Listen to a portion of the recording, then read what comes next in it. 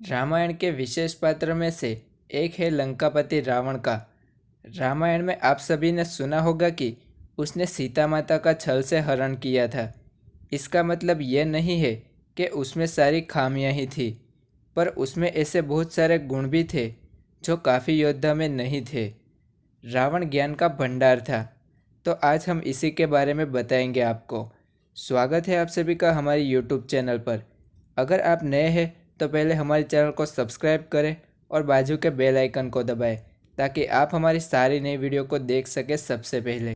रावण का जन्म त्रेता युग में हुआ था। उसका जन्म ब्राह्मण राक्षस कुल में हुआ था, लेकिन उसके अंदर राक्षसी प्रवृत्ति के गुण ज़्यादा थे। ब्राह्मण होने के कारण उसे सारे वेदों का ज्ञान भी था।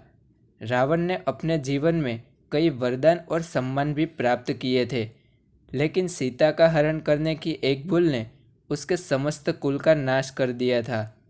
रावण का जन्म महान ऋषि विश्रवा और राक्षसी पुत्री कैकसी से हुआ था। रावण की 3 पत्नियां भी थीं, जिनमें मुख्य पत्नी मंदोदरी थी। लंका के राजा के पास कई शक्ति थी और वरदान भी थे। रावण के 2 भाई थे, कुंभकर्ण और विभीषण। उन तीनों ने साथ मिलकर हजारों वर्षों तक तपस्या की थी और काफ़ी सारे वरदान प्राप्त किए थे। उसे कभी कोई न मार सके ऐसा वरदान भी ब्रह्मा जी ने दिया था। इसी के साथ रावण ने अपनी नाभि में अमृत भी पाया था, जो उसे कभी भी मरने नहीं देता था।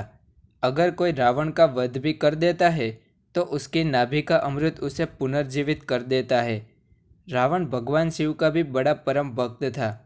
कई वर्षों तक रावण ने भगवान शिव की तपस्या की थी। एक दिन अपने शक्तिशाली हाथों से वो कैलाश पर्वत को भी उठा रहा था, लेकिन शिवजी ने उसके हाथ ही पर्वत के नीचे दबा दिए थे। फिर भी वो शिवजी की भक्ति कर रहा था।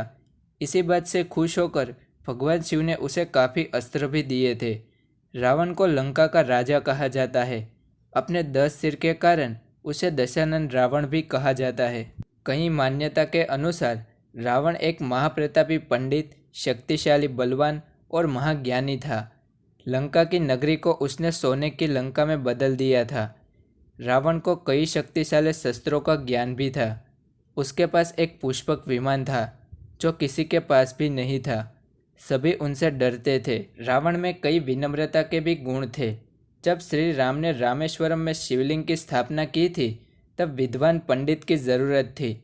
इस पूजा का आमंत्रण रावण को ही दिया गया था और उसने उस पूजा का स्वीकार भी किया था।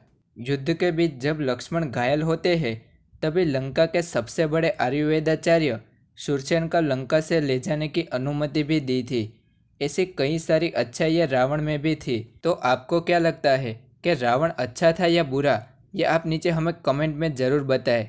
और आज का वीडियो आपको अच्छा लगा हो तो इस वीडियो को लाइक कीजिए, शेयर कीजिए और हमारे चैनल को सब्सक्राइब कीजिए।